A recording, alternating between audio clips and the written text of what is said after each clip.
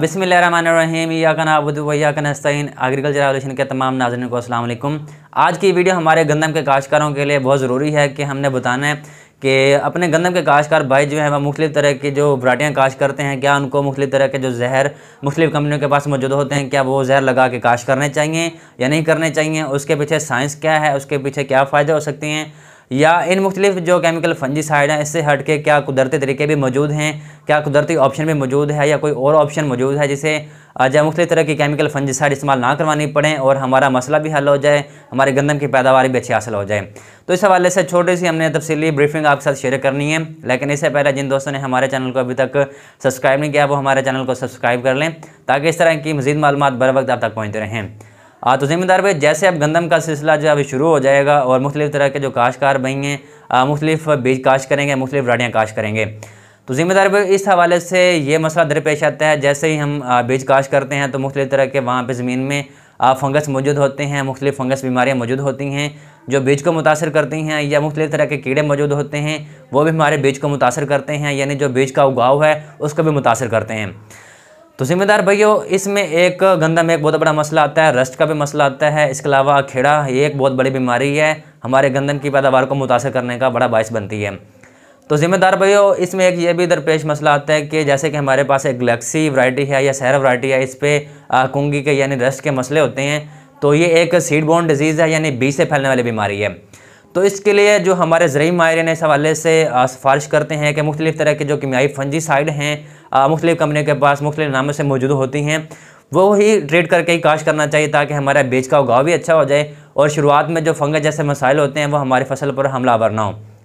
तो इस हवाले से मैं एक सिफारिश ये करता हूँ कि आप इन कीमियाई फंजी साइड से हट के एक ऐसा प्रोडक्ट यानी एक ऐसी चीज़ इस्तेमाल करवा सकते हैं कि आपकी जो गंदम की फसल है वो भी बीमारी से बच जाएगी। और इसका दूसरा फ़ायदा ये होगा कि आप मुख्तलिफ़ तरह की जो खादें इस्तेमाल करवाएंगे, DAP वगैरह या दूसरी नाइट्रोफॉस वगैरह, यूरिया वगैरह, जो अक्सर एक बहुत बड़ा मसला होता है कि हमारे ज़मीन में जाके फिक्स हो जाती है, बॉन्ड बना लेती है और पौधे को वो दस्तयाब नहीं होती।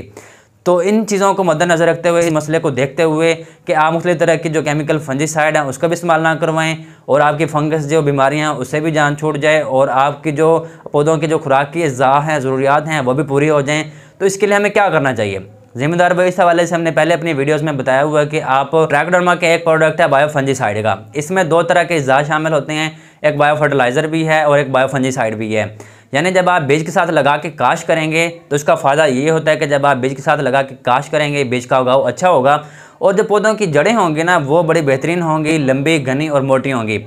और इसका ये भी फ़ायदा होगा कि जब आपका पौधा उगाव करेगा और अच्छी जड़ पकड़ जाएगा तो वहाँ पे आपके पौधे की जड़ों के इर्द गिर्द जो है वो एक अपनी तह बना लेता है, जिसकी वजह से जो हमारे ज़मीन में मौजूद नुकसानदेह फंजाई होती हैं या बैक्टीरिया होते हैं वो आपके पौधे पर हमला नहीं करते और अल्टीमेटली आपके पौधे की जो है बढ़ोतरी अच्छी हो जाती है और हमें अच्छी पैदावार मिल जाती है। अब दूसरा मकसद ये रहा कि हमने खादें भी इस्तेमाल करवानी है। अक्सर बात ये होता है कि हम मुख्तलिफ़ तरह की यूरिया वगैरह या दूसरी नाइट्रोजन सोर्स वाली खादें होती हैं, DAP वाली जो खादें होती हैं वो इस्तेमाल करवाते हैं, लेकिन वो हमारा ज़्यादातर मसला ये होता है कि ज़मीन में जाके ज़ाया हो जाती हैं या बुखारात बन के उड़ जाती हैं।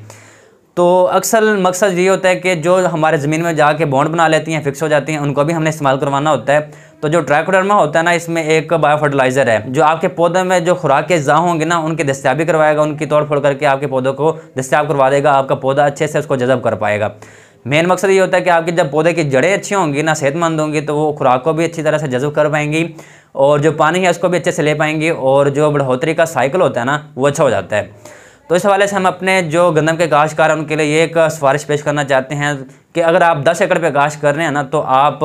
10 में से 1 एकड़ पर ट्राइकोडर्मा जो है वो लाजमी ट्रीट करके काश्त करें। इसमें तकरीबन जो है वो 350 ग्राम का एक डब्बा है, एक पैकेट है जो आप पूरे 40 या 50 ग्राम का जो हमारे पास जो है वो बीज होता है उसके साथ लगा के काश्त कर सकते हैं। कोशिश कर लें कि आप 1 से 1.5 डब्बा जो है यानी 350 ग्राम से 400 ग्राम तक या 450 ग्राम तक उसका ट्रीटमेंट करके ही काश्त करें। तो इंशाल्लाह आपको मुख्तलिफ़ तरह के जो फंगस बीमारियां उसके भी मसाइल नहीं आएंगे और आपकी बढ़ोतरी पौधे की जो है वो अच्छी हो जाएगी और यकीनन आप अच्छी पैदावार भी हासिल कर सकेंगे। तो काश्तकार भाई, ट्राइकोडर्मा एक बायो फंजीसाइड का प्रोडक्ट है ट्राइकोडर्मा का, इंशाल्लाह इसको आप इस्तेमाल करवाएंगे तो इंशाल्लाह आपके इसके जो रिजल्ट्स होंगे वो आप यकीनी तौर पर ऑब्जर्व करेंगे, इसका फ़र्क आपको पता चल जाएगा। तो जिम्मेदार भाई, बात आती है कि हमने गंदम के बीज के साथ इस ट्राइकोडर्मा की सीड ट्रीटमेंट किस तरह करनी है या जो ट्राइकोडर्मा है गंदम के बीज के साथ किस तरह लगाना है। तो काश्तकार भाई अगर आप 40 किलोग्राम बीज ले रहे हैं या 45 किलो ले रहे हैं या 50 किलो, जितना भी आप गंदम का बीज ले रहे हैं, उसको कोशिश करनी है कि शॉपर पे बिछा लें या शीट पे बिछाने के बाद हल्का हल्का उसको आप नम कर लें, यानी थोड़ा थोड़ा जो पानी है शावर के ज़रिए उस पर गिरा लें।